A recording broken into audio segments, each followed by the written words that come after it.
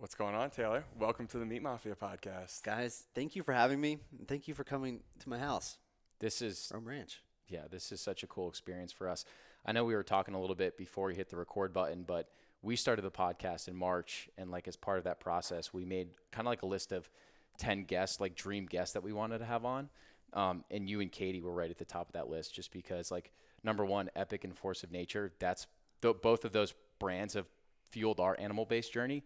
And then secondly, we've just been so inspired by some of the things that you've put on here, whether it's the Regenerative Ag Conference, which we've been to, and we've both separately been in the Bison Harvest, and it's just really changed the way that we think about food and our connection to nature and the ecosystem. So we just wanted to thank you, number one. Man, that's awesome. That's an honor. And sorry my better half is not present, but she'll be with us in the spiritual sense. In the spiritual sense. Yeah, she's blessed this meeting. Our first time, both of our first times out to your property, Rome Ranch, was the Bison Harvest, which was the coolest experience for both of us. I think what we were missing in terms of our animal-based identity, I guess, was like that spiritual connection and like actually taking part in what happens where the animal dies, and you get to see that happen, and you get to pay your respects. And that's something that I know is like, when you were out there talking that day, it was like, these guys are living and breathing this. Like, this spiritual aspect of this kill really means something to them. I was there the day Cecil, the big bull, got put down, and it was like, I mean, I was touched. And then you see how you guys talk about restoring the soil. This is what you guys are all about. Like, and seeing how you guys got here is really interesting. And I think for our audience, it'd be great to kind of hear a little bit about how you guys got into the whole animal-based, or, your journey through starting the products, and then how that all funneled into what you guys are doing now here on the ranch. Yeah. Okay, man. That's great. And the fact that both of you guys have been to a bison field harvest. Yeah. I mean, that's just like vets you guys as Yes. legitimate, because you have a desire to connect in a deeper and more profound way with the animals and the land on which we all depend. So big props to you guys. Y'all are like the alphas of the carnivore meat-based community. Thank you. You're our people. We'll take that. Remember the first time when when was the Cecil Harvest? Was that November? January. End of January. And we remember I was visiting Harrison from out of town, and we were just like looking at the Ziploc bag of meat that you sent everyone home with. So it was Cecil's heart, it was his liver. I think there was some ground meat in there too. And just thinking, like, I can't believe that this animal was alive less than 24 hours ago. So it's just, I don't know, we just never really had that perspective before. And it seems like everyone in their nutritional journey, they almost go through two phases, where first it's like, okay, I'm going to start incorporating more animal products because I want to be healthy. And then secondly, it's, okay, the second step is, where does my food actually come from? And I feel like that's what you guys do at Rome Ranch so well, is hitting on that second piece. Yeah. I mean, it's a little disturbing fact, but over 99% of Americans have never met a farmer or a rancher that feeds their family. Wow. And so that's a crazy disconnection. And I think of a lot of what we're trying to do is reconnect and reawaken people, because when we have blinders over our consumption habits, we allow the atrocities of an industrialized system to prevail and to win. And so it's really bringing people back to the land, back to community gatherings, back to celebrating life. And it takes life to sustain life, and that great connection that grounds us in nutrient-dense soil to a greater ecosystem to which we are all from. And so I think it's not necessarily the only way we can have these like profound awakening experiences, but it's a pretty damn good way. Because you guys were there. You saw Cecil's last breath, like you got to touch him and thank him when his heart was still beating. His computer system was out, lights out. He didn't feel anything. His sentience was gone, but his electrical energy was still in his body, and it was leaving his body. And you guys got to absorb that. Yeah. And that's just a sacred experience that's as old as our species. So, old as time. And it's a really nice rhythm to get back into. Yeah. I remember Jared saying, like, as he was standing over Cecil, he was like, there is no life without death. And I feel like that's kind of a piece that people kind of miss with, like, just going to the grocery store. Like, you actually don't get that appreciation for like where this food is actually coming from. Yeah, I love that idea. And then another idea that I really love that I've really been exploring lately is in a healthy ecosystem, things don't stay dead for long, right? And so after an animal or an organism transitions into death, in a healthy, thriving ecosystem, that animal is broken down. So of course, like, we consumed that animal's body, and that animal became us. And so it gave us life. So it lives on through us. And it's our own obligation to honor that animal by living our best lives, to signing up for 100K races or doing Ironmans or pursuing those passions that give us purpose and create positive change in the world. And if we're not doing all those things, then we're not living our truest potential. We're not honoring those animals that sacrificed their lives. And now we are using them as energy sources and fuel sources. And so it's just this like beautiful idea that what we don't eat, the soil eats, and it cycles, and it feeds the biological systems and the engine that drives the plants to grow. And so, you know, like, nothing goes to waste in nature, and that's a critical component to understand. Yeah. Wow. And that's why nothing stays dead for long in a healthy, thriving ecosystem. Like, when a bison takes a poop out here, that poop disappears in about 2 or 3 days. Yeah. Wow. Right? And it doesn't just disappear. It's just that it's cycled back into the soil. Yeah. And it's a fuel driving source for greater, healthier plants and healthier animals and healthier humans. Is that a mental model that you've picked up just being out here at Rome Ranch for the last few years? Yep. Yeah, absolutely. You know, when you're one of the greatest joys about being out here on the land and being a land steward is you do have a proximity with death. It's just a reality. You know, it's a part, you're more connected with that natural rhythm because you're always dealing with animals that are sick, that are weak, that are wounded, or you're harvesting yourself. And so it changes your perspective on kind of how you fit into that equation. And then, you know, just like the greater energy of life and how it's just a cycle, right? Like, life and death, it's not a linear journey. It's always continuing, and it's always looping back on itself. And so, yeah, it's changed my perspective for sure. I was never afraid of dying per se, but now I'm kind of like excited and curious to know what's on the other side. So interesting. So when we pulled up today, we had the pleasure of seeing your entire bison herd to the left-hand side of our car, and it was honestly such a cool little prequel to us coming in here because we're just like seeing the herd run alongside the car. What would we have seen when you guys first bought the property if we had been pulling through here, you know, what was it, 5 years ago? Yep, a little over 5 years ago. Yeah. Absolutely. Man, you would have seen a sad sight. It would not have lifted your spirit like seeing a herd of the national mammal roam freely.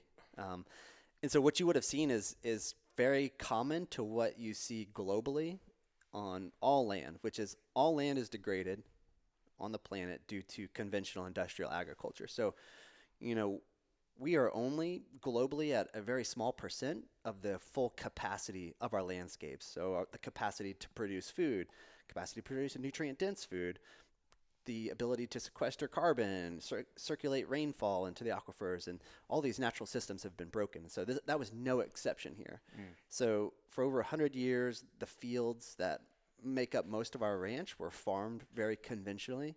So we're talking about chemical and mechanical warfare against Mother Nature. So tractors, implements, herbicides, pesticides, fungicides, you name it, all in the sake of growing cheap and abundant food and fighting nature. So not working alongside her image. And you would have seen an ecosystem that had collapsed. This was early stage desertification out here. We had lost 100% of our topsoil, and we were starting out with subsoil, right? And so that topsoil had been lost to wind erosion, to flash floods, and this property was lifeless. And you know, when we saw it, we didn't know where to start, but we thought it would at least take us 20 years to get to where we are today. Wow. And that was ambitious too. And was that something you guys just thought, is that something someone told you, or is that something that you guys just kind of thought, like, it's just going to take forever to get this up and running? We thought it was going to take a while. And the experts, they said it was impossible. Like the conventional ag guys, Really? our neighbors, our communities, you know, they said, you guys are fucking crazy. This isn't going to work. You're wasting your time. And so,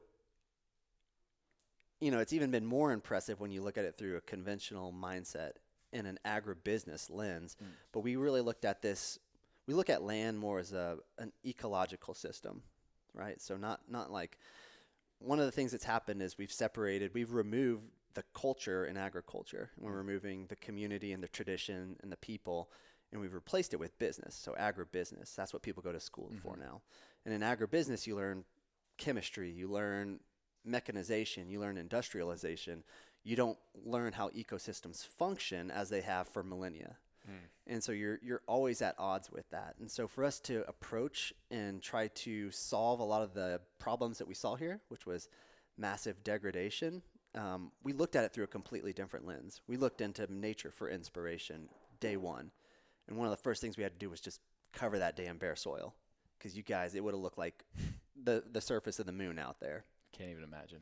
Yeah, it was not pretty. And you said that, I think at the conference that we went to, you mentioned that introducing the herd of bison was pivotal for everything else to get to the point that it is now. Is that correct? Yeah. Yeah.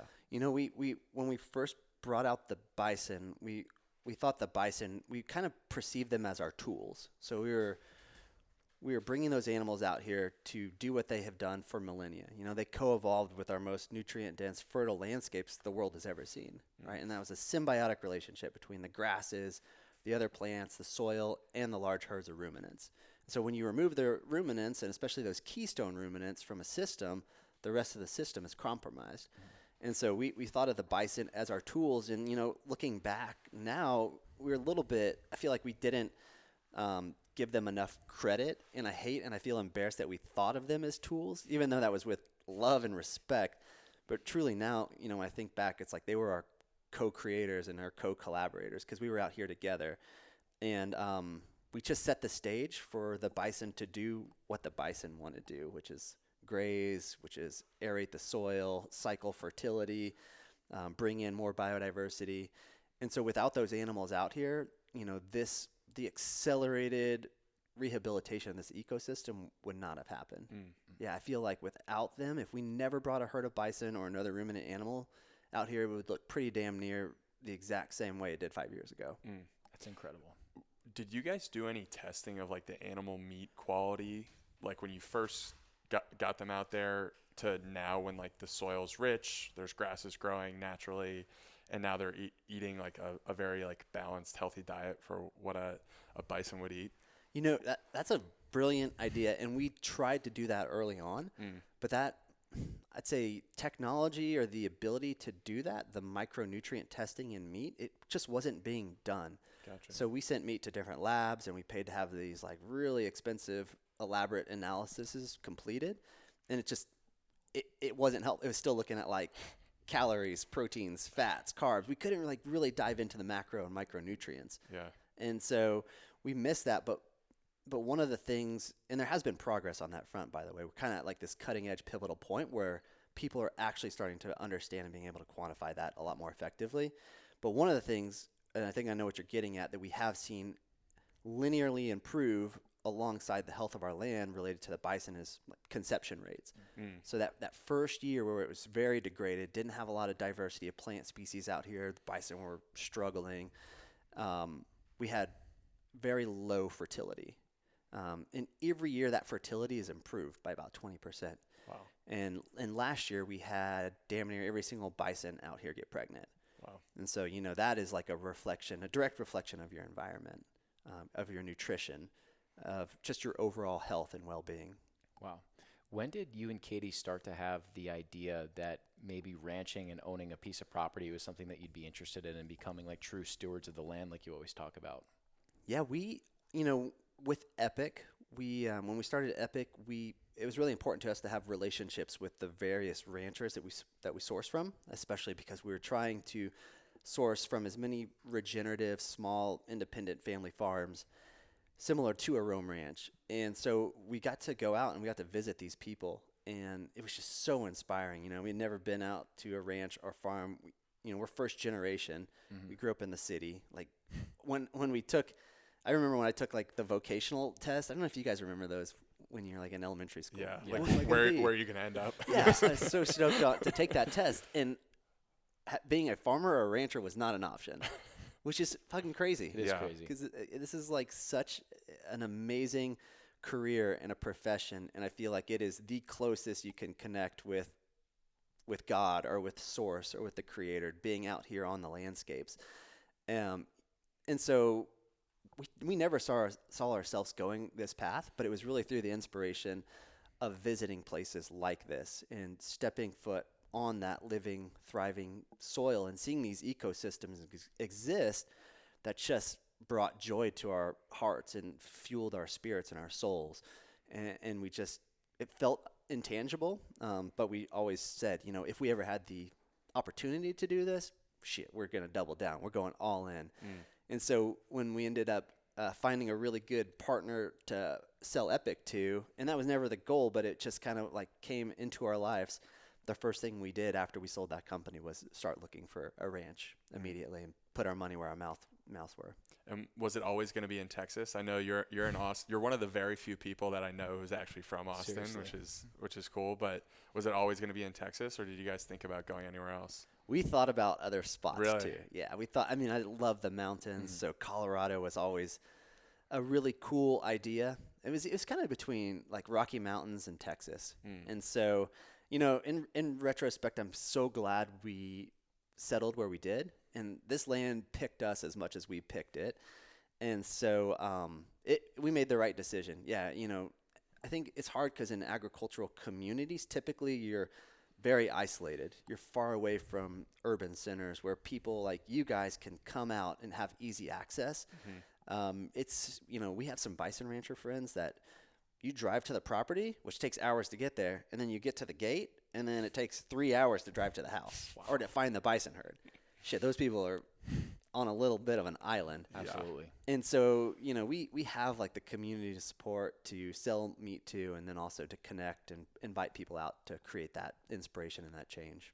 It's like the perfect distance away from Austin too, where people will drive an hour for a really cool experience. And we always talk about this. It's like, how do we get it so you're going to the experience and then getting at least like one more person to go on their own, just to like organically spread that message, you know? Yeah, exactly. And I wish I could tell you that was the plan, and we had this great vision or business plan to do that, but we've never made a damn business plan.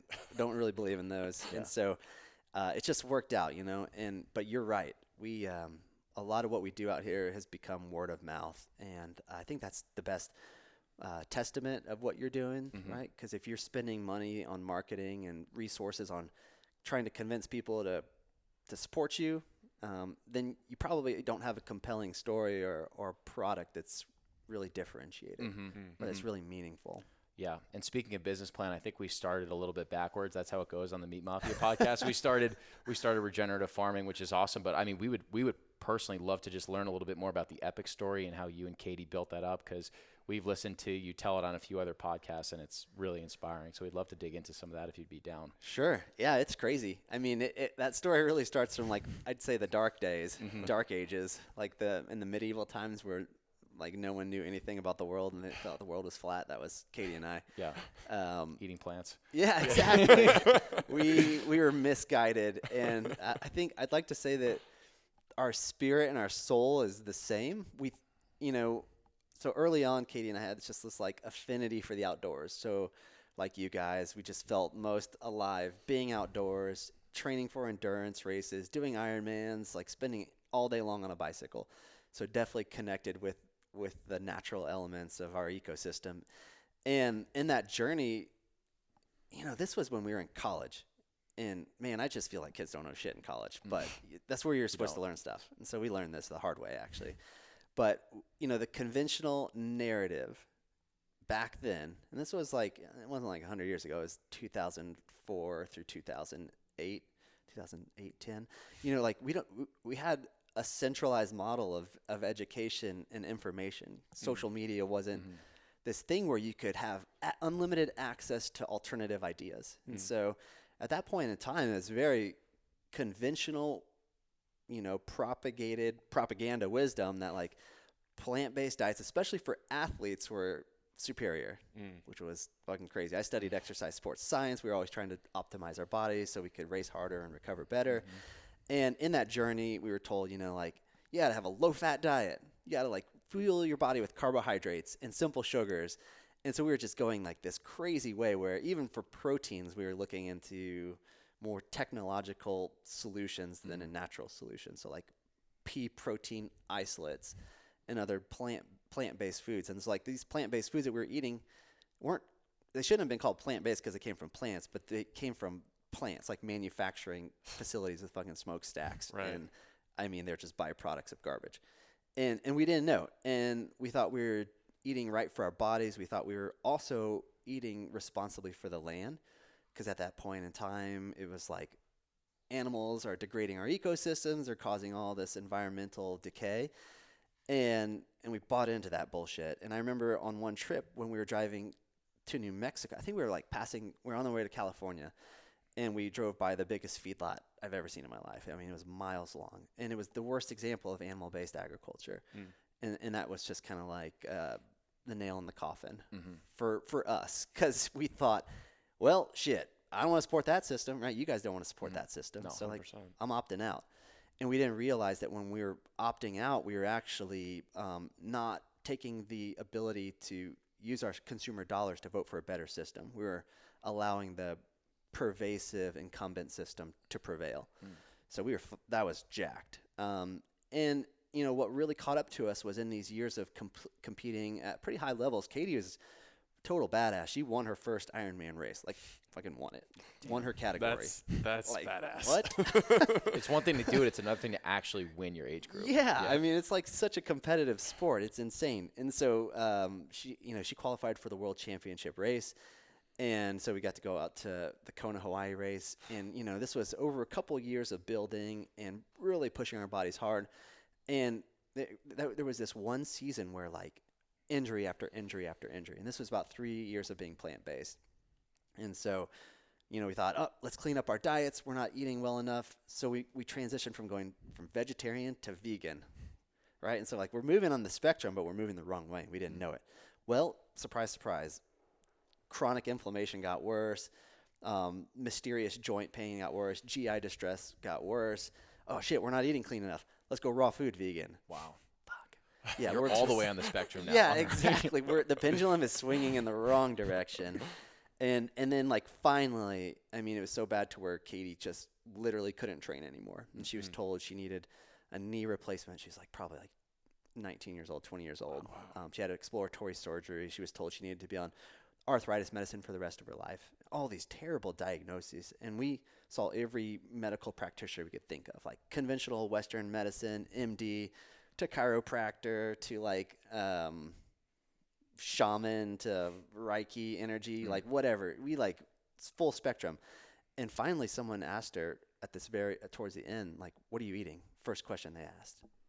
It's like, don't worry about that, doc. We got that shit covered. We're killing it. Yeah. We've got the kale smoothies. We've got it all. Like, Yeah. you're about to give us a high five because we're so badass. And the dude was just like, okay, like this is over. Like, this has been nice knowing you guys. This is 10 seconds into your first meeting with me, and I know exactly what's going on. I want you to just stop this shit, get some blood work done, and I want you to start reintroducing animal protein, high-quality grass-fed, pasture-raised meat. I want you to start cooking your vegetables, or you don't even have to really eat those things, and then like eliminate grains and legumes. And so it sounded horrible. It sounded like a death sentence to us. Cause you know, I think after a while, whenever you're plant-based for a long time, you kind of like, it's like a mental disorder. So like we kind of like lost our ability to connect with reality and to objectively step back and recognize we're on the wrong track. Wow. And so it took this guy being like, change your diet. It's that simple. And also our backs up were against the wall. Like Katie could not train. Everything had gone downhill. So we didn't have anything to lose. So we started reintroducing meat into our diets. And I mean, this is no bullshit. It sounds too good to be true, but it was true. It was truly like within days, symptoms went away. And this was years of issues, you know, like manifesting, getting worse and worse and worse. And it just poof, vanished. And so, you know, we were like, well, goddamn, we were wrong about that. But, you know, like, I guess one of the things that we love doing, we've done in our life is pivoting. And we think it's a really valuable characteristic, a trait that develops and you can have tremendous growth in your life when you can change your perspective. So we just, you know, no looking back, ditch the diet. And in retrospect, too, like, I can sit here today and tell you guys, if we would have stuck with that dysfunctional way of eating that's not consistent with our evolutionary biology or our species appropriate diet, if we would have stuck with the vegetarian vegan diet, Katie would be in a wheelchair or she would be dead Wow. today. Yeah, I mean, it was like that bad. It was that bad. It was that damn bad. That's crazy. Yeah, no playing around. And so, I mean, it's just, here we are. Now we're crushing these endurance events, and instead of like all this bullshit fake protein, we're packing like ribeyes in our pockets and eating bacon on 100-mile bike rides and like loving life again. And so that was like the conception of Epic. It's like, how do we make this bacon a little bit more convenient to put in the back of our jersey when we do a 100-mile bike ride? And that vitality that you felt switching is so interesting because it's really not uncommon at all. We hear this all the time. I'm sure you hear it too with people that use Force of Nature meats. These people that are plant-based, like you said, you have the right intentions. You're trying to be healthier for yourself. You think it's better for the environment. And then you end up with, chronic inflammation, these gut issues, these joint issues, and then reintroducing these animal products that have always been available to us. Unfortunately, they've been demonized. You introduce them, and you instantly start to feel better after a few days. It's incredible. It's bananas. Yeah. And the interesting thing, too, on that idea, it's like I've never heard the story being told the opposite direction. I've never, ever heard a scenario where someone is sick and weak and unhealthy on a species-appropriate diet of really high-quality meat. And then they go vegan and they feel fucking better. Right. Like, that's never happened in history. I haven't heard it. No. Unless you guys know about the Lone Star tick. No. What's No. that? Oh, man. You So don't it's want like to a know. This is, Texas-sized tick? I mean, it's a thing. Yeah. Really? And it sounds like this is bullshit, but you can fact check. There's a certain tick in the Southwest that if you do get bitten by this tick, you do develop an autoimmune disease and a sensitivity to meat. Oh, man. And it makes you basically allergic to meat. That would be a death sentence A for death us. sentence. Yeah, That's insane. what the hell? Why? How could that be? It seems unbelievable, but yeah, it's called the Lone Star tick. So maybe if you're bitten by the Lone Star tick, that would be the only circumstance where it would be the other way around. Like going plant-based would actually be better for you. Well, what surprises me is like I've never had any of these autoimmune conditions or diseases, thankfully, but like hearing stories like Brett cured an autoimmune disease through animal-based diet and it changed quickly, like days, weeks. I'm like, the fact that your diet plays that big of a factor into your health, like projected out only 7 days forward, is insane. And you're dealing with things that you've probably been struggling with, like Katie's example, for like years. I think the turnaround really surprises me. It's insane. Yeah. And it's wild that, as a civilization, as a community, we're still depending on this Western medical model of not treating the root cause of disease, but just being able to mask and abate symptoms, right? And it's just like we've been fed lies and we've been turned into consumptive machines that don't know how to think for ourselves. But it's like, really, if you step back and you start listening to your friends, like you don't need to look at the peer-reviewed literature to try this stuff 100%. And make a decision yourself, because this is medicine. If you eat right, it's the X factor. It's the difference between living a thriving, healthy, resilient life and being weak and sick. Yeah, to your point, it's like, sorry, were you going to say something? I was just going to say, what was the difference with a doctor who gave you the animal-based, like introduced animal-based proteins versus all the other doctors who were like misdiagnosing or whatever it was? Yeah, that's, I think the other doctors very clearly, they had the best intentions, but they were looking at, and this is very common, but they were looking at Katie's body as, not as a holistic system. So like they weren't looking at her as a whole. They were looking at parts of her. So, oh, your knee hurts? Holy shit, that thing's really inflamed. Oh, you can't bend it? You have loss of motion, like range of motion? Okay, something's going on with your knee. And so everyone was focusing on the knee, right? And so it was, the difference between the doctor that asked her about what she was eating was he was looking at her body as a whole. And that was new for us, but it makes so much sense, right? Like everything in nature is connected. You pull one string and everything moves, and it's the same within our bodies. We're a living, breathing ecosystem within our own. So if something is off in that ecosystem, just like the land out here, you need to fix the weakest link. You need to heal that, and then the whole cycle, the whole system works better. Was he the only doctor that actually mentioned nutrition being like a root cause that could be causing some of these issues? Yep. Yeah. And I'm telling you, we saw 10 or 12 different specialists, world-renowned surgeons and thought leaders and sports science doctors. I mean, so we tried everyone. And this was the only guy that asked that critical question. And this was before paleo was a big big thing. And so it was interesting to hear about that.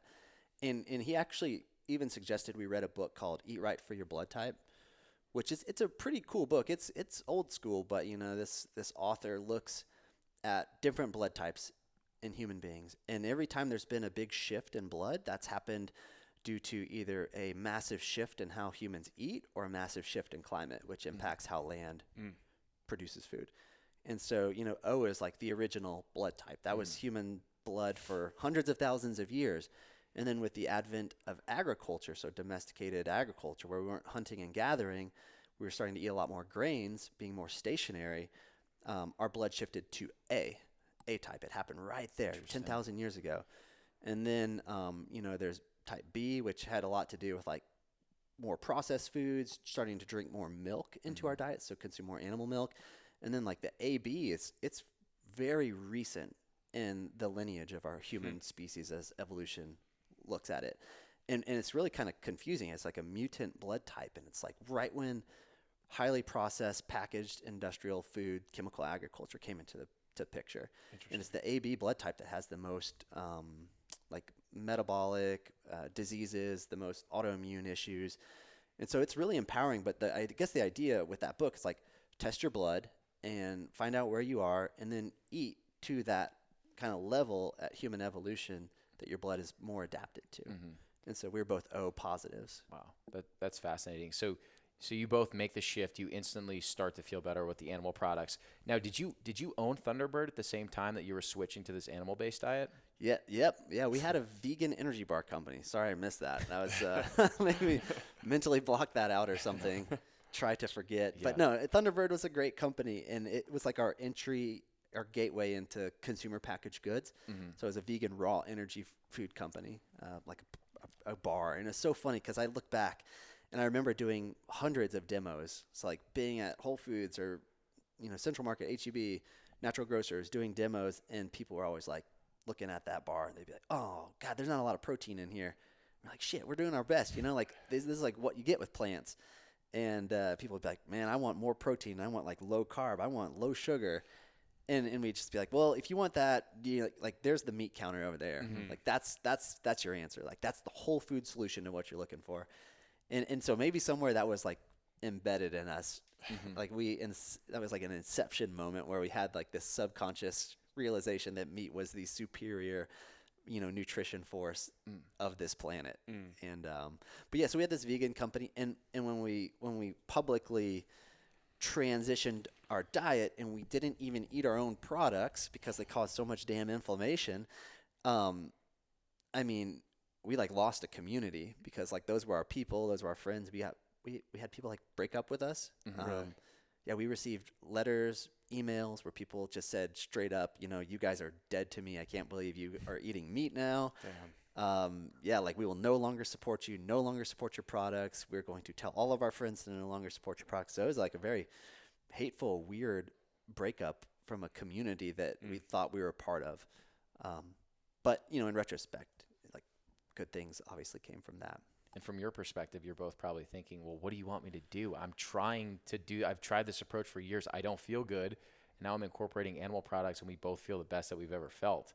I think that puts a lot of people in a weird situation because I have had ulcerative colitis for 6 years, and I was literally going to the bathroom 20 times a day. I started shifting to an animal-based diet. It went down to like 1 to 2 times a day within a week. So like very similar to Katie's symptoms. It's like, look, I wish I could eat these dark leafy greens and feel good, but I feel terrible when I eat them. So what do you want me to do? I need animal products. Yeah. Just interesting. Yeah. How much of that like struggle in that moment, like owning Thunderbird, but starting to transition to animal base led into Epic and like your guys' whole story and ethos behind Epic? Yeah, that was like such a natural progression. We learned a lot about business with Thunderbird. Thunderbird, we started that company truly because we were looking for a creative outlet. Like we're creative people. Like I love writing and reading and music. And I was going on into this like very conventional professional career pathway where I was missing out on that in my life. And so I think Thunderbird was an opportunity to have a creative outlet.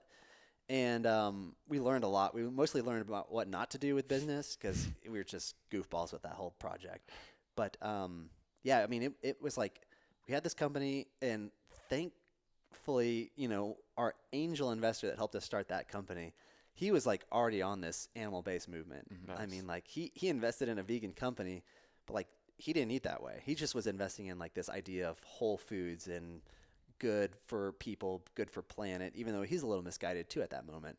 But he came along with us. And so whenever we pitched the idea of like, hey, we're going to start this company called Epic. It's like Thunderbird, but so much freaking cooler and way more, consistent with our own values and morals and beliefs and the way we eat.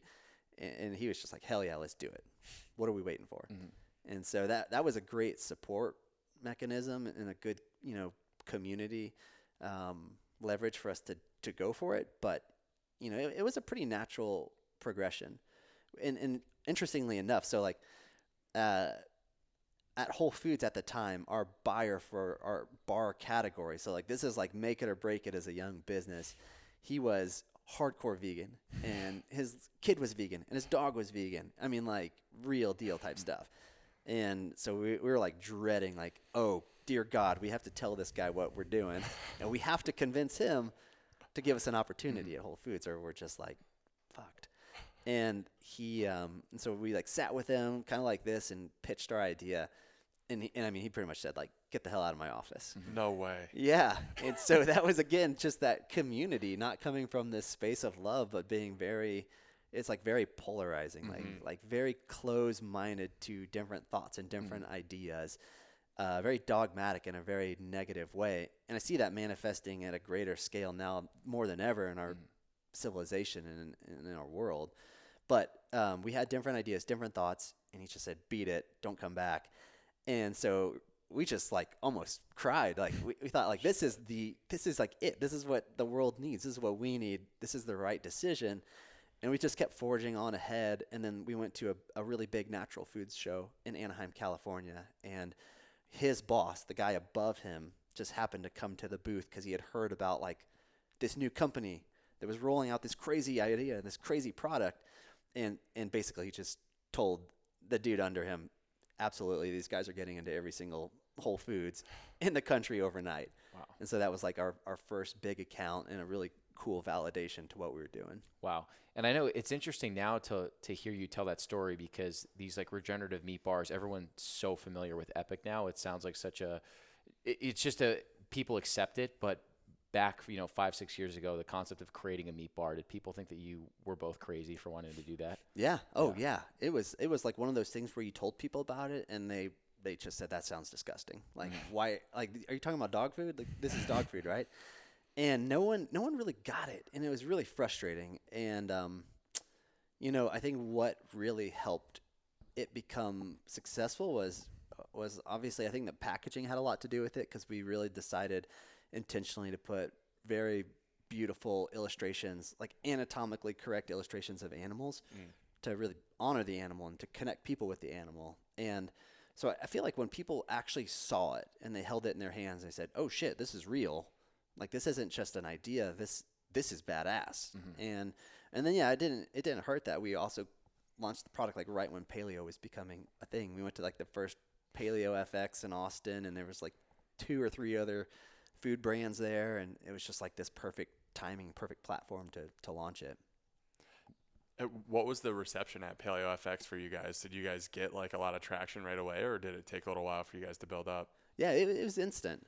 Nice. Yeah, it was like the day, I think Paleo Fx was our first show where we actually had a product to sell. And I mean, it was like the website blew up and we were sold out, like we were like, oh shit, how are we actually going to do this now? Like, we have a product, but now we actually have to scale it. And so it was a great, supportive community. And I remember, we went to Paleo Fx, and some of the right people, influencers, received the product there and took it home. And then just like that next day, we set up our online web store to where we'd get a text whenever someone would buy something.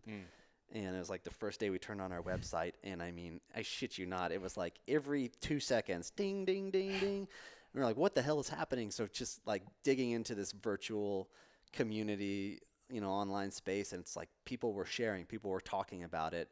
And then very much how we kind of related it to the ranch, it was like people were marketing for us. So we never spent, $1 on marketing that product, but it was just so so good. It was so disruptive. People liked it that, it was like a very much a need for the community. What was that feeling like for you and Katie to have that validation, hearing those dings and being like, all right, we really have something that people are leaning into and they want? Yeah, it was awesome, man. It definitely was game changing. We're very competitive people, and so it almost put the pressure on us more than ever, because it was like, all right, this is a real business now, and we're either going to be successful or we're going to screw this up, and we don't want to screw this up. And so it's like all fun and games until your web store is blowing up, and then you have to back that up. You got one shot. And so there was a lot of stress that was put on us because we wanted to win. And I think, a lot of our athletic background helped us have that driving spirit and that discipline to just get it done at whatever it cost. And so, yeah, man, we stepped up big time and spent, like 4 years of our lives just heads down every day, growing that brand and growing it because we loved it and growing it because we wanted to scale the impact. It was providing the planet and converting agricultural systems. And it was also like the first time that we were having this conversation about regenerative ag. Because, early on when we went to that first natural foods trade show in Anaheim, I mean, this is like the Super Bowl. This is the make it or break it for natural food brands. It's called Expo West. It's fucking huge. And there's probably like 6,000 vendors there, and we were the only meat vendor. And I mean, we were at like this place in time where like meat wasn't considered healthy, and it wasn't that long ago. And people would walk by our booths and criticize us and say, like, get the hell out of this show. Like, you guys, this is a meat brand. That you don't belong here. This is a vegan show. And so we were like saying, no, this is different. This is differentiated. And this is why. Like, meat is a superfood. And people still were kind of like, oh, that's bullshit. But what really changed that conversation was when we found out about Alan Savory and holistic management and regenerative agriculture. And so then we could say with empirical proof, what we're doing is better for the planet than your plant-based model. Like, what we're doing is more consistent with how Mother Nature works in a functioning ecosystem than your monoculture model. And so that was like this lever where we were able to connect with vegans or people that cared about the planet, cared about the environment, cared about animals, and we could say, so do we, but we're actually doing something about it. You're perpetuating a broken system at the expense of suffering animals, suffering land, suffering wildlife, suffering health. We're creating a solution. And that was like the one thing that was missing at the time, this whole idea of regenerative agriculture, but it was like this really encouraging, optimistic message that we could deliver. I remember an interview that you did, you had mentioned that it was frustrating going to some of these investor meetings because they were so like bottom line focused. What are your profits? What are your projections? And I think you had mentioned that you and Katie were frustrated because you're like, no one's asking us about our mission or like the soul of the company or like trying to, pump out regenerative agriculture and make it more mainstream.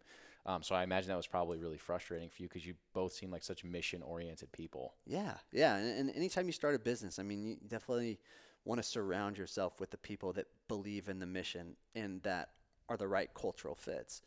Like if you're going to hire someone and they roll up and they're like, get out of their car and you're watching them and they're like putting down a McDonald's cup, like you don't want to hire that guy if you're a mission-driven company about environmental stewardship or like you really care about animals and you don't want to perpetuate the suffering of animals. Like those are things that you can't compromise on. And so with our early investors and building out our team, I mean, we were like really, I felt like, background checks, like just, is this person really living the brand, living the belief, living the lifestyle, or are they just in it for the wrong reasons? And if they were in it for the wrong reasons, we just, politely passed.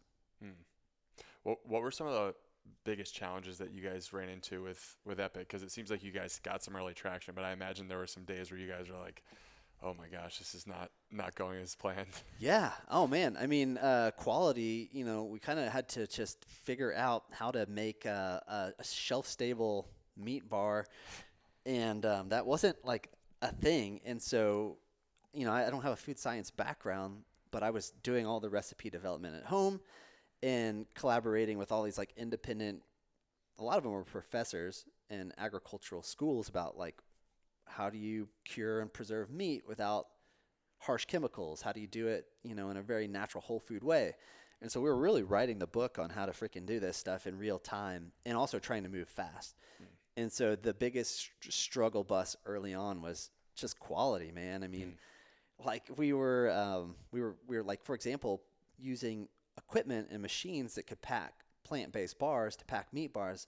Well, meat bars can't be exposed to oxygen. Oxygen, if you're doing it in a natural way, oxygen's like, if it's exposed to it, it's going to mold. And that's probably a good sign. That means it's like actually real food. Yeah. And, you know, and so we just were like, we had these things that we called leakers. And I mean, we would go through as a team in the office, just hundreds of thousands of, we called it the Sniff Test, where you would like open up every single damn case that was about to get shipped out, and you would pick up every bar and you'd smell it. And you would smell, and you were really just looking at, if you could smell the bar, then that package was compromised. Got it. And oh my gosh, that was hell. That was like torture, but we did it. I mean, we probably sucked in so much mold from nasty bars, but it was really important to us to have like that really good consumer experience and get the right quality out there. So that was like, how do we actually manufacture this? How do we package this? What machine do we use? And then balancing like the technical part with the, of course, like the aesthetic part. We wanted it to look good. We wanted it to feel good. We didn't want to sacrifice all that for just like this bomb-proof package that you needed a knife to open. Yeah. I can't help but think that like the challenges that you guys were running into is like such a reflection in what's wrong with our food system, where like if we could just go get all this stuff like right up the street and not have to deal with, packaging really healthy food that perishes, like that would be, the best world. But obviously we live in this world where, we want conveniences and we need conveniences, but I think most people don't even realize that like shelf stable products, like the longer it lasts on the shelf, like the worse it is for you probably. Yeah. I just imagine like most of the problems you guys were running into were just like, okay, we're trying to solve this very, very complicated problem of like getting the best food into your pocket and let it like, support you, but also like, hey, it's a real food. It's going to go bad at some point. Absolutely. Yeah. And I mean, to that same perspective, one of the most frustrating things that consumers still don't understand is if you're eating animals that were raised in pasture settings that are biologically appropriate, part of thriving ecosystems, well, there's different times of the year. Even if you live in the city, you can look outside. During winter, you're not growing grass. Like you're eating, like those animals are eating dormant standing hay or hay that's being imported and brought in. So like the flavor of meat changes seasonally. It changes not only seasonally, but changes regionally. And it changes even animal to animal on the preferences of that animal. Does one cow or does one bison really like clover where the other one really likes alfalfa? But to your point, where consumers are really accustomed to, they've been bred to be consumptive machines that expect cheapness, abundance, and consistency. Well, nature doesn't work in any of those paradigms, and consistency is not a thing. Every damn day is different out here. And so when you really like let hold of that, you can celebrate how every single animal tastes different throughout the year, even just in a herd. And like you guys have experienced, like the liver that you guys ate, I mean, from Cecil, that was really unique. We've had some that, tasted like you're eating just straight up, liquefied steel. Wow. It's just that minerally. And we've had some that were sweet and some that were smoky. And so, that's just something we need to abandon as consumers with our psychology if we want to actually do what's right and eat seasonally, eat locally, and then eat animals from the landscapes. When you were going through the process of just vetting manufacturers and trying to figure out how you were going to get some of these bars made, were there any like almost like dirty industry secrets that you would see manufacturers do that you were surprised by and wanted to steer clear of? Yeah. I mean, I feel like we could write a damn book to expose the commercialized, industrialized manufacturing models. But I mean, even in systems where people think they're doing the right thing or they think they're getting what they're getting. And, one example of that is spices. Right. A lot of times as a consumer brand. So, for example, like if like an Epic bar, or we'll just say like a Force of Nature sausage. So we have our organic spices in there. And because they're organic, that helps clarify a couple things, because there has to be some kind of quote unquote like kill step or sterilization for those spices, because a lot of them are brought in from all over the world. They're dehydrated. Sometimes they're dehydrated outside with like birds flying by and shitting on them. And so there can be pathogens in spices, specifically dehydrated spices. And so companies can pack those and they can sell them to consumers without declaring certain sub-ingredients if they have functional purposes. And so there's things like, even if you're trying to eat plant-based or paleo, like you don't have to declare that there's corn as an anti-caking agent.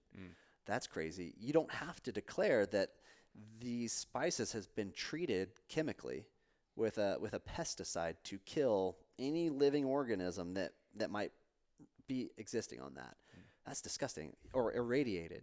And so there's certain things absolutely that are kept out of consumers' minds, and I think there's some intentionality behind that too, which we just want to remove those blinders. And if you're okay with eating pesticides, or if you're okay with eating foods that have direct exposure to radiation, you know, like that's your decision, and you can make your own decision. It's a free country. But I want you to know that information, and I don't want anyone to eat products that aren't consistent with their own values and that can make their body sick. Yeah, the labeling laws is really, it's kind of scary when you see some of that stuff just getting packed in there. I mean, you don't even really know what you're consuming, and a lot of times it's the little things that end up adding up over time, like you were saying. I mean, any like pesticides that get into those spices. I mean, if you're using that in any quantity during the week, it's going to add up and like actually affect your health. Yeah, absolutely. You think you're crushing it. You think you're eating clean. You think you're eating like this amazing diet that's consistent with your biology, but there's this undeclared seasoning or this spice or this anti-caking agent that you have no idea that's even in there that's making you sick. And I mean, they can even be soy-based. And, you know, like I said, already corn, they can be rice-based. And so these are all derivatives of grain, highly sprayed plants too. So not good. Yeah, we had Anthony Gusson on the podcast a couple weeks ago, and he mentioned that when he was doing his first product iteration for Equip to get their first pre-workout to market, he was going to all these different manufacturers just to vet them, and they were telling him how there were all these artificial ingredients that they could just sneak in, and they were like, hey, dude, don't worry about it. Like, you don't even have to include this on the ingredient list. So it's so interesting just to learn all the behind-the-scenes stuff that you just don't know at the consumer. You're like, oh, I think this product is relatively clean. I'm looking at the ingredients, but because of all these legal loopholes, you can just sneak stuff in, and the end consumer is the one that's getting harmed at the end of the day. You know, a really, really fucked up one that no one is even talking about is with meat and specifically. So like you have your industrialized system where, you know, animals are put on an assembly line and harvested at unbelievable speeds. You know, we're talking like one cow every minute for all day long, 365 days a year, in these massive plants, all about economies and scale and efficiencies. And because they're taking these shortcuts, and these animals typically are coming from feedlots, which they're in their own waste, and they're not fed the appropriate diet, so their microbiome's compromised, so they can be sick. And there's just all these other variables outside externally that are hard to control. So it's very common for meat. I'd say the majority of meat, 99% of the meat you've ever eaten, as it's being processed, before it's ground, that entire carcass will be sprayed with some kind of either antibiotic or some kind of like anti-parasite foam, or some kind of powder. The whole damn thing coated, and then it's hung to age, and then it goes right in a grinder. And so, you know, like the idea is we want this to be safe for the end consumer. Like we took some shortcuts up on that line, but now we have to make up for that lack of care, that lack of compassion, that lack of, you know, respect for that animal. And down the line, we need to treat it as if it's biological hazard. And well, what happens? That shit gets put in a grinder, gets put in a package. You don't even have to label that. No one labels this. No one declares this. And most national grocery stores require companies to do that. Wow. Yeah, you can't even get in without it. And so it's like that system is in place, and it's just such a disturbing disconnection with food. And you know, it's like one of the options is like, okay, well, what do? You harvest your own meat. You go hunting. Well, that's badass, but not everyone can do that. So, okay, you go to your local farmer's market, and you look at your farmer in the eyes, and you say, do you do any sketchy shit like this? And hopefully they're truthful. You know, and then the other idea is just, that's why we formed Force of Nature, which was really to just elevate the whole meat industry, and create a product that was really, you know, like we felt like there was a demand and a need and could create large scale change and reform. and the industrial system, as well as how land is managed. Wow. We both have a few plant-based friends that reported similar symptoms to what you and Katie mentioned and wanted to start to incorporate more animal-based protein into their diet. They would ask us questions about it. And we said, hey, look, this company, Force of Nature, it's all regenerative. They're doing things the right way. You know, we've met the owners before. And they started incorporating Force of Nature meat because they know that it's actually trustworthy. So to your point, just to have that consistency as a consumer, like there's no compromising. I know exactly what they're advertising is what I'm getting. That's so massive to actually get people to incorporate this style of eating. Yeah, it's awesome, man. And at that regenerative ag conference that you guys were at, I mean, that was like a gathering of people who, you know, have similar ideologies or beliefs and values. And there was multiple times throughout those days where a stranger would come up to myself or Katie or Robbie and, you know, at the brink of tears. You know, we had multiple people say, this product saved my life. Like, I was chronically, clinically depressed. I was suicidal, and I started eating this food, and everything shifted. You know, it was no shift in medicine, but I felt more connected. I felt more alive. I felt happier. And it sounds crazy, like, but it makes so much sense, right? And, you know, like, that's just depression's a really good example because, you know, like 90% of the serotonin, the chemical that makes us feel good and happy and love and joy, 90% of that's created in your gut, in your microbiome. So it's like a direct reflection of what you're feeding your body. And if we are from the land and a part of the land and from soil systems as a species, like if we connect with those soil systems through food, then we're feeding our gut biology, right? But if we remove that and go 100% chemical industrial agriculture, we're nuking our gut biology, right? And so, you know, that's just like amazing that food can do that. And it's just a reawakening. We need to remember that as consumers. We've been so accustomed to just forgetting the truth of what it means to be human and a part of a greater ecological system. What is that feeling like for you and Katie when people are coming up to you and telling you that they're eating Force of Nature Epic bars and it's changed their entire lives? Man, that's a good feeling. That's obviously like keeps the flame burning hard and hot. And so I feel like that's just like a boost of adrenaline. Yeah, it just helps us just double down. It's like, you know, at the end of the Ironman when you're like doing the marathon, you're just like crushed and just praying for it to end any second. And then someone's just like, you see something or you feel something, and you're like, oh shit, I got this. Yeah. If someone gives you the high five or something like that, right? It just or you juices see you up. someone running by you in a sling, you're like, oh, I got this. Totally. One of the things I'm so impressed by Force of Nature, and I feel like your perspective from your pivot, like having been a vegan, now you're eating more animal-based, it really draws like this picture of how people view food, right? Like one aspect is nutrition. The other aspect is the environmental component, and the other aspect is kind of like the humanitarian component. I feel like that's where people kind of like make these arguments of like, why to eat meat, why to eat plants. And the one that I haven't really been able to get like great, you know, a really convincing argument behind is really the humanitarian aspect, like, or the, you know, bringing like the ethics of, all right, like you're killing an animal. I have an argument to it, but I think your perspective is probably so valuable, and like how that plays into Force of Nature. I think like everything you guys stand for, it kind of teaches that whole component of it. Yeah. I mean, there's, you know, it's interesting because you like broke apart all these different maybe reasons or ideas on why eating better whole foods from regenerative landscapes are important, but it's all connected too. Yeah. And back to like, even when I think about the community and the culture and the humanity of it, we lose up to 10,000 family farms every year in the United States. Wow. To be a farmer in the United States is you have, as a community, higher suicide rates than veterans of war, which is bananas. I mean, when these families are leaving their land, typically it's 4th, 5th, 6th generation. So they're leaving their identity. They're losing themselves.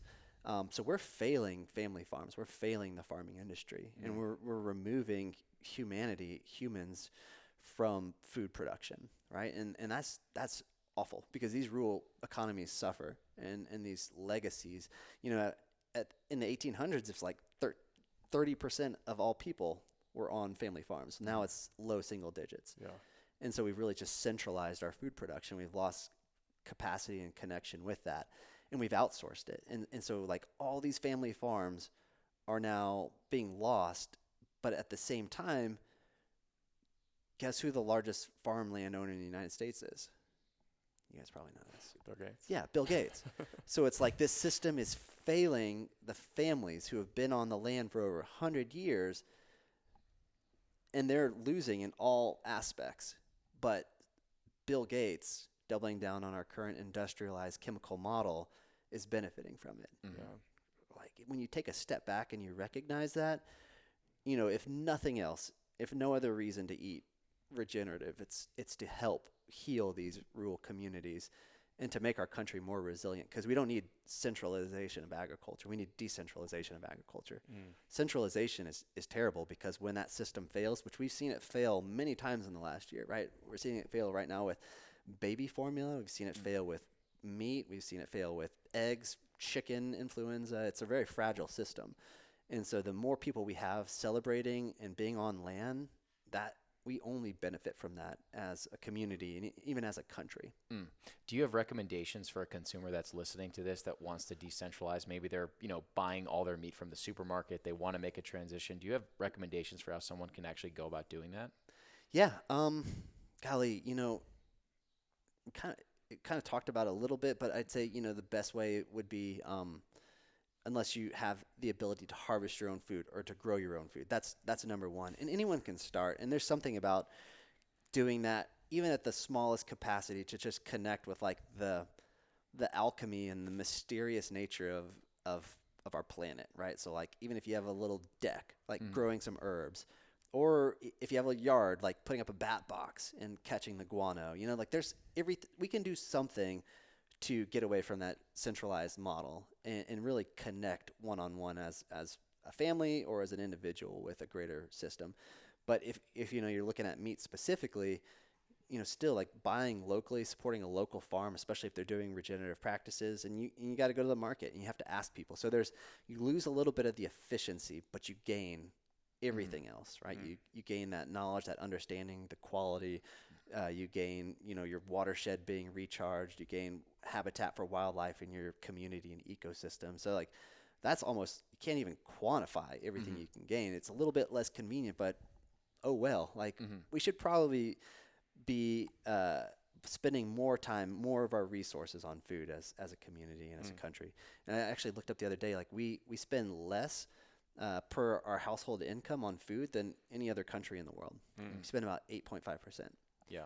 And so that's bananas. So we're like, our income that we, where are we spending our money now? And it's on healthcare as a large part. Yeah. We had Joel Salton on like 2 weeks ago or a week and a half ago, and he talks about the inversion of healthcare costs and food costs. It's like when the food costs went down, healthcare costs went up. Yeah. It's not a mystery why. Right. And so, I mean, where would you rather be spending your money, right? Yeah. On healthcare or on food? Yeah. As a first generation farmer, what sort of things have you guys like learned out here that maybe you weren't expecting to learn? Whether it's just connecting with the community more, or just like kind of getting away from the big city. Like any surprises just being out here, first generation farmer? Yeah, I mean, there's so many surprises. The greatest lesson is that we've recognized that Mother Nature's capacity for giving and for healing is greater than our own species' capacity for destruction. And that's something that, we live in this time where we think about hope, and a lot of people have lost hope. But when you lose hope, you lose your ability to be creative. And when you lose your ability to be creative, then like you're not coming up with solutions. And so I think for me, it's just been this injection of hope and this idea that it's not too late. Like we can do this. We can reverse all of these atrocities that we've committed against Mother Nature, and she will forgive us, and she can heal at a capacity that's greater than anything we've ever fathomed. And so time is not out. Time is now, and we need to step up to the plate, but not all is lost. And that's been the greatest, most exciting realization. Why was it so important for you, Katie, and your daughters to start to open up some of these experiences like the Bison Harvest to the community so they could actually come out to the ranch?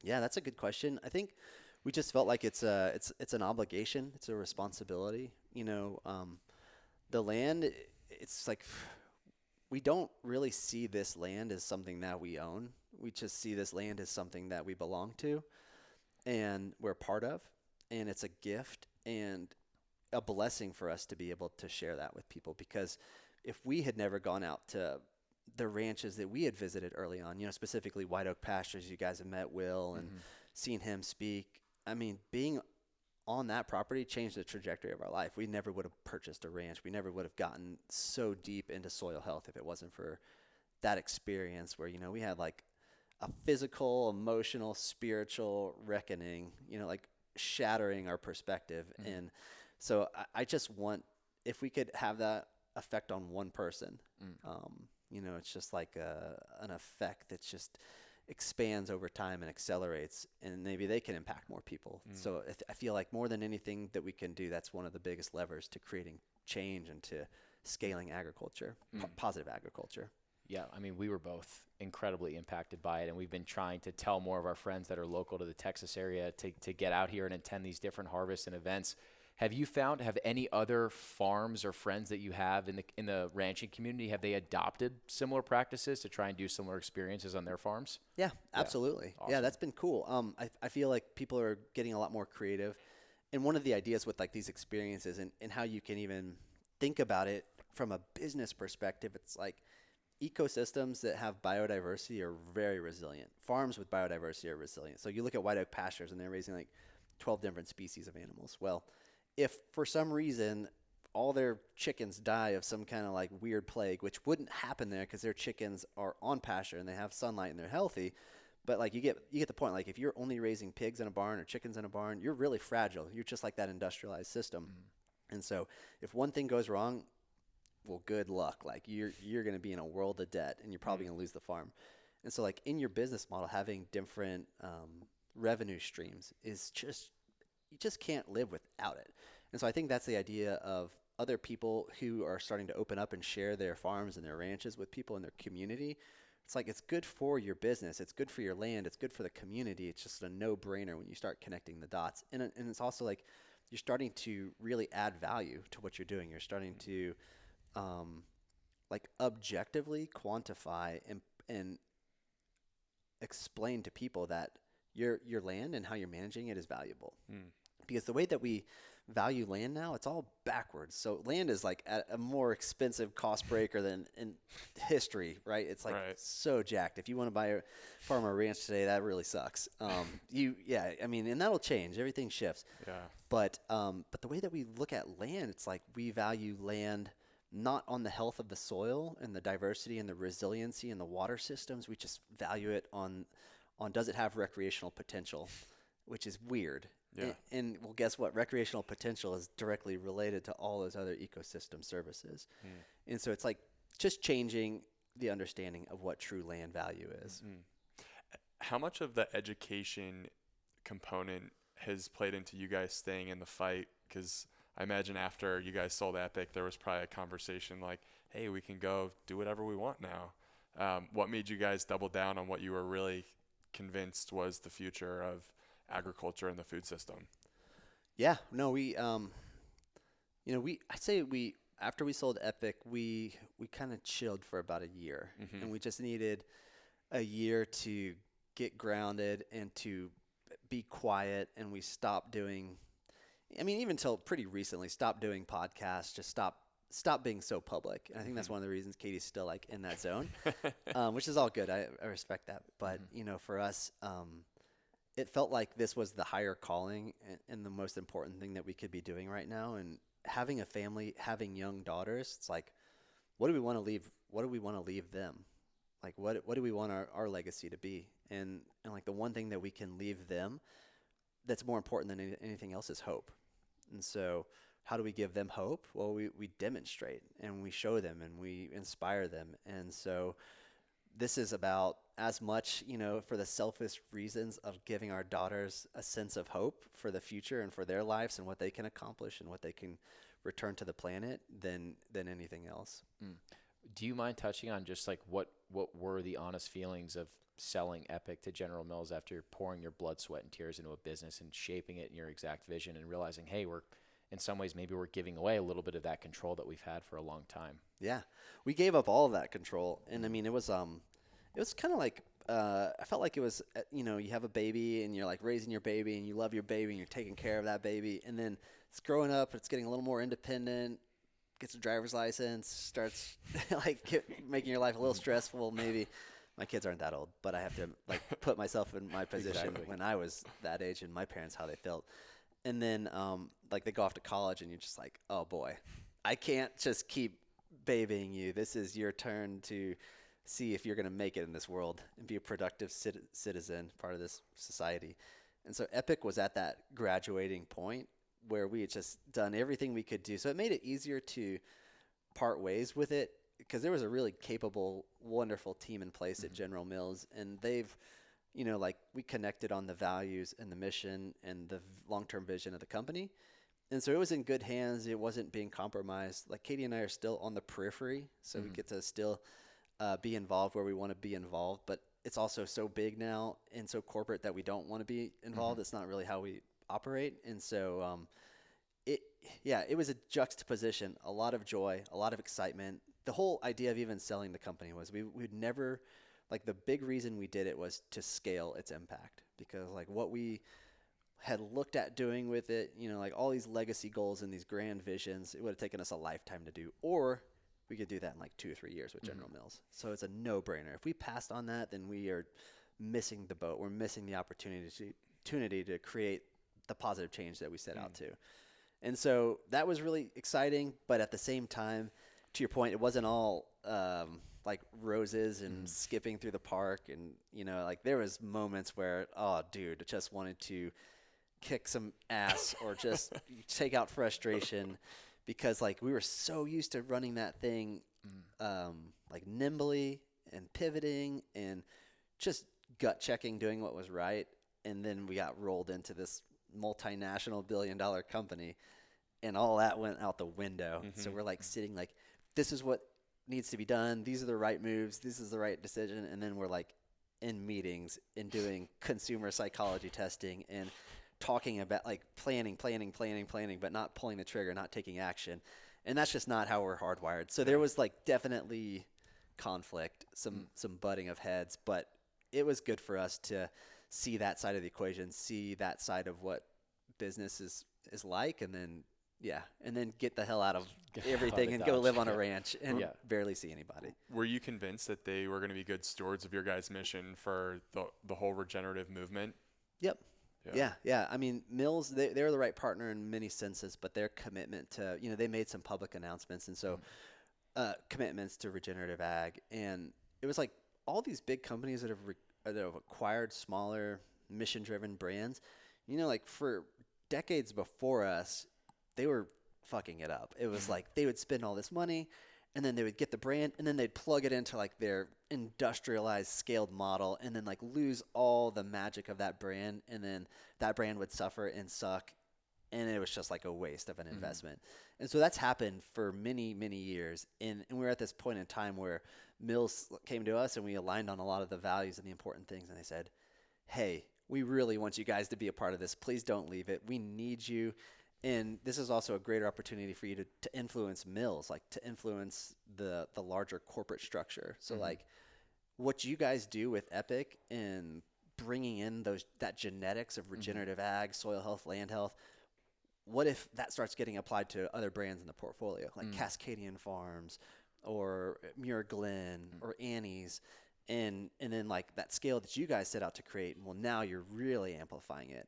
And so there's been some examples where they've made huge public commitments to convert, over 1 million acres to put in some of their conventional products, and they're consulting with Gabe Brown and Alan Williams and other just legends in the regenerative ag space to figure out how do we grow wheat and corn at scale, but also put in cover crops and cover bare soil and graze animals. And so they're open and they're receptive, which is really unique. And that's just kind of one of the reasons we found the right partner. I don't think any other company would have done that. And so definitely feel lucky that we found them. Wasn't it the former CEO of Annie's that clicked with you and Katie in your vision? Is that what convinced you to stay? I feel like I remember reading that somewhere. Yeah. We honestly walked away from the deal, and it's just interesting enough. Like, so when Epic got acquired, it was about 3.5 years old. In that time, we had turned down multiple other offers to be purchased. It just wasn't the right fit. We didn't care about the money. It's just the mission and the values weren't aligned.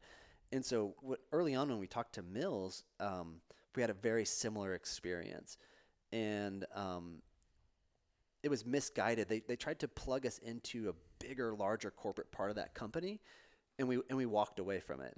And kind of like Hail Mary, they said, hey, give us one more shot. We want you to talk to John Foraker, who's like the CEO and president of Annie's, super legend in the natural foods community. And he came on board and just ushered us, stewarded us, put us under his umbrella. So we weren't even directly communicating with anyone from Minneapolis, so like the mothership. We were just communicating with the Annie's organic team from Berkeley. And so like all of our frustrations, all of our problems, all of our excitements and wishes and joys, we just put up to John Foraker, and he kind of like tackle and block for us. And so it made our experience really, really special. And we were pretty blessed to have that. That's amazing. Yeah, we're gonna say Go ahead. something. I was gonna say, does the culture of Force of Nature now remind you of the early culture of Epic when you and Katie were fully in charge? Yeah, absolutely. Yeah, I mean it's definitely a startup. We're definitely scrappy. We're trying to cast a bigger shadow than what we're actually like can back up, but it's just been really fun. And yeah, being very nimble, being disruptive, and like the thing that I love about Force of Nature the most is that our content creation, like we can be provocative, we can do things that are edgy, we can challenge conventional norms, we can expose the industrialized meat community and even the plant-based community. And so I love doing that stuff. I love using brands as a lever to create change. And so that's been the most exciting thing. But also, like with Force of Nature, we have Robbie, who's he was our COO at Epic, and our childhood friend we grew up with. Like Katie and I have really stepped back with Force of Nature, and we're focusing on Rome Ranch and the land out here. And that ties in a lot. Like we sell animals to Force of Nature, so there's a relationship there. And it's our company. We started it with Robbie, but Robbie's really running the show. And so that's been cool to see him step up too, because he's a friend, and you want the best for your friends and for your family. Absolutely. And so like all these people that worked for us at Thunderbird worked for us at Epic, and now at Epic they work for us at Force of Nature. And it's just so special to see all of them flourish and just turn into total badasses and just community industry legends, and but also to step back and be like, we trust you guys. Yeah. Like you got this shit. Yeah. How has it been, like, kind of taking off the hat of, hey, entrepreneur, building this company, heads down for 5-6 years, like you mentioned, to now kind of putting on this rancher hat? You said you've taken a step back from the business, and now you're doing that full time. Yeah, it's been the best. I love it. Yeah, Awesome. Yeah, it's been the greatest, most satisfying, rewarding hat to wear for sure. I feel more at home, more comfortable with a herd of bison now than I do in an office. And Your boys. yeah, but I mean, like that herd of bison out there, they'll whip my ass in 2 seconds if I'm not careful. So it's funny. I feel comfortable around them. I shouldn't. But no, I just I don't want to be anywhere else. Like this is the highest calling as far as what I could be doing with my life on the earth and being connected to the earth. And so, yeah, being out here, raising my family out here, it's a dream come true. And you guys recently launched a podcast too. What's sort of the vision with that? Is that to just kind of get the word out on, because your story is amazing, right? You can speak to all the different components of what it means to be regenerative, eat animal based. Is this like to kind of just increase the signal a little bit? Yeah, the Where Hope Grows podcast, it's different. So I would say what the intention of that podcast is to tell stories of the land. And so if everything we're doing, and you guys have already recognized it, is like connecting people, bringing them out to the ranch, like creating these really special once in a lifetime experiences where they get it, like that light bulb flashes, it changes something in their life. Like, how can we do that to people who don't live in Texas or don't want to travel to Texas for that? And so podcast is really to share those inspiring stories from the land. And really more than anything, it's all the stories are tied into these overarching messages of hope, like that our capacity to heal our landscapes is directly related to our capacity to heal our bodies and our health. It's one and the same. And so, I don't know, we're diving into really cool, really specific stories. And these are things I feel like are within all of us, but it's to reconnect that lost part or that part that's dormant. It's like the epigenetics to just trigger something in you. And so, yeah, like the first episode, we literally live recorded an entire bison field harvest. Really? From start to finish. That's yeah. sweet. And then we interviewed people at the end. Like, what was your experience? I wish we could have interviewed you guys. That would have been fucking awesome. You guys would have been the best. Mid-live liver. Yeah. Yes, seriously. We'll do it again. Yeah. You guys would have been amazing. But yeah, so like that's the idea. And then you know, like our second episode, we talk about rainfall infiltration and like, and that's kind of like boring rancher, maybe soil health stuff. But we do it in a way that's like, oh, like I get it, biodiversity. Oh, you can't really recharge aquifers without animals. Holy shit, I didn't know that. Things like that. How the hell do we make this stuff more interesting to people who don't give a shit? That's That's the question. Yeah. It's so damn true, man. I don't know. How do you make it sexy? Jesus, you just have to. You have to make people care, and I think give them hope, inspire them. Right? I think a lot of times ranchers are kind of boring in general. Yeah. Not like Joel Salatin and Will Harris, but there's definitely like a new wave of people on land. Yeah. Are there any sneaky legends in the industry that you're thinking with your podcast, hey, maybe I can introduce this person and make them a little bit more mainstream so people know that they exist? Yeah. And you know, like our podcast, one of the things that's really special, it's like, it's about the story. It's not necessarily about the guest. And so, like, I don't really give a shit about like famous people, quote unquote, influencers. Like a lot of the people you guys have interviewed, I absolutely love and I follow them. But I also don't want to be like that guy who just reaches out to Joel Salatin and be like, hey, you want to be on my podcast? You're on like everyone's podcast. That's what it felt like for us. Yeah, I mean, and I've been like super nervous too, honestly. Like you guys stepped it up. And so, yeah, it's mostly about the story, and it's mostly about telling the stories. And we got some really cool stories that we want to introduce people to. And the episode we just recorded two that are really special. One, it's like talks about the true cost of food or the true value of food, and this conception specifically that meat and eating regenerative meat is somehow classist or elitist. Because you guys were at the conference, and I mean, people were raising their hand being like, I get it, this is cool, but like, how do we feed the world? How do we feed disadvantaged communities? And like, I'm aligned. I think everyone should be eating regenerative meat. And this conception that it's expensive, that's bullshit when you break it apart. Because like Snickers bars are 30 cents more on a per ounce basis. Same with fucking Hershey's. Same with Lay's potato chips, Ruffles potato chips, all more expensive on a per ounce basis than the highest quality, highest attribute human health superfood than grass-fed regenerative meat. Like, and so like, let's just talk about that bullshit and That's get a that mic message drop. out there. That's a mic drop. That's insane. Yeah. And I mean, like, we don't bat our eye at a second as consumers to buy, you know, $6 cappuccinos, and we spend ridiculous amounts of money on olive oil, and we buy fucking pecans or almonds for like $18 a pound, but we scoff at $8, $10 pound grass-fed regenerative beef. Like, what's wrong with our brains? So it's really about, you know, like, that's an example of a really cool story that we're telling. And it's more about that story versus who's on it. Yeah, you'll spend $150 at a bar on a Friday night, but $11.99 for some freaking regenerative ancestral blend meat with organ and heart mixed in, you won't pay for it. We run into that stuff all the time. And we just try and convince people, like, number one, to your point, it's not more expensive at all. It's actually cheaper when you look at it on a per ounce basis. And also, like, number two, why don't we view these things like holistic assets that are like actually helping your health over time, and it's gonna allow for you to not have these expensive medical bills. Some of the situations that Katie ran into, I ran into, like, why don't we put that hat on? That's the message that we try and think a lot about. And we kind of concluded from like really diving into that podcast. One of the fun things we did was we had some homework assignments. It was like, all right, go buy the cheapest meal that you can at a gas station to feed a family of four, or go to a fast food, go to Chick-fil-A, feed a family of four. And then I'm going to go to a grocery store, or I'm going to go to a farmer's market and do the same thing. And let's see where we add up on the cost. And in every single scenario, if you're not a dumbass, you can buy way healthy, regenerative, organic, ecosystem building food than all this processed, nasty, industrialized food that makes you sick. Every single scenario, you just need to know what to do. And so, really what we kind of learned is the takeaway. It's like, it's not about your socioeconomic status or your disposable income. It's more about your own values as a consumer. It's not about the money. It's about, do you value your health? Do you care about your family's health? Do you care about your community? Do you care about animals? And if you check those boxes, then it doesn't fucking matter. You're not going to spend 8.5% of your, gross household income on food. You're going to spend like 20%. Damn.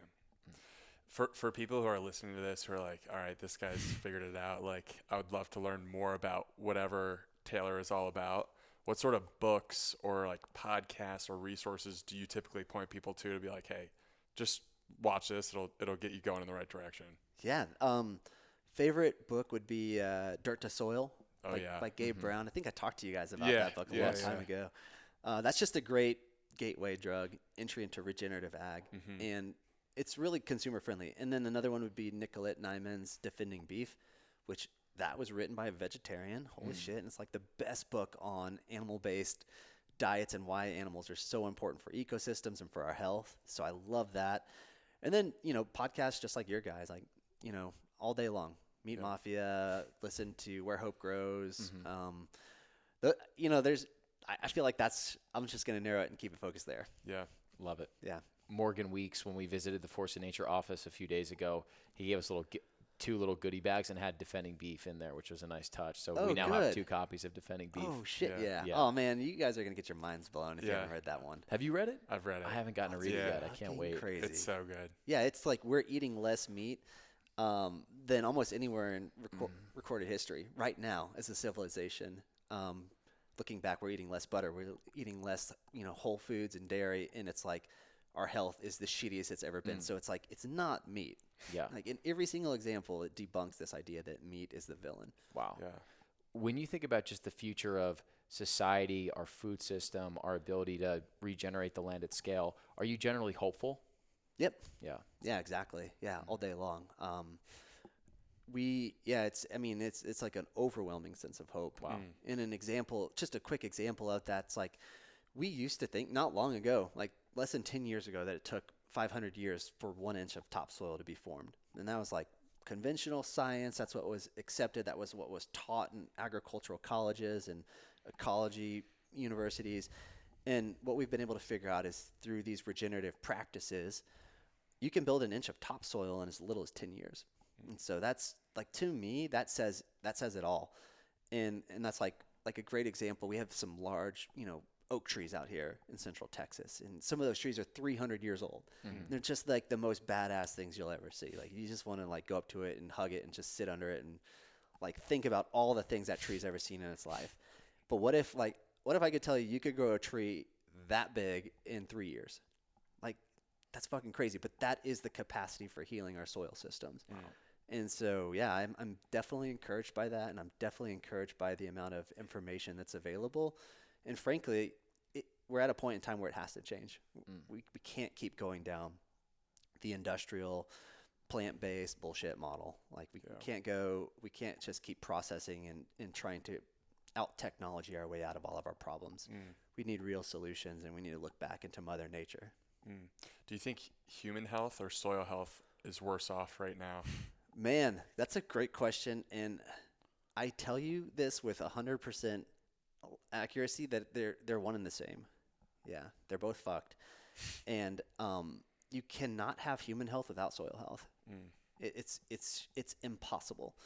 And so that as we can rebuild our soil systems, we can rebuild what it means to be human. We can rebuild, we can reclaim our own legacies, we can reclaim our own health, and really empower ourselves. Yeah, go from a nation of sick, weak, easily manipulated, easily controlled people, consumptive machines, to a powerful nation of strong-minded, strong-bodied, capable people. And that's what I'm highly encouraged by.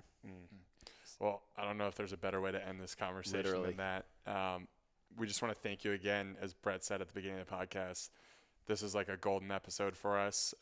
The parallels that we've had, like we were alluding to, like the endurance events that we've done, that you guys have also done, our, enthusiasm for regenerative agriculture and animal-based eating. It's like, we love what you guys are about. We respect you guys so much. And this is just an awesome episode, and we can't thank you enough. Yeah, man. Well, thank you guys for coming back out.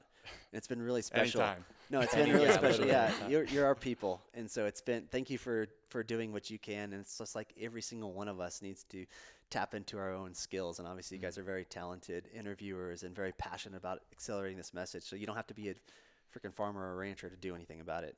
You can work in the city, have a 9 to 5, and you can fucking crush it and create tons of positive change. So thank you guys. Right on. There you go. Appreciate it, man. Yep. Thanks, Taylor. Absolutely.